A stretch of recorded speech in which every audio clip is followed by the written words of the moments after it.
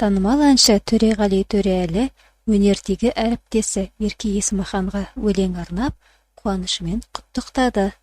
Өнер иесі арнауын өзінің желідегі парақшасында жариялады.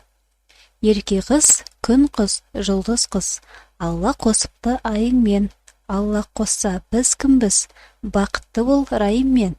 Біздерді жұп қып жаратқан, құдіретті Құдай пайыммен. Дәл солай сені қосыптау сахнадағы сай ұлмен. Құттықтайды тытылар болып жатқан тойыңмен, деп жазды ол.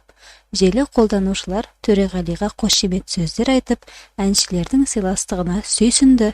Нағыз дос азамат деп айтуға болады.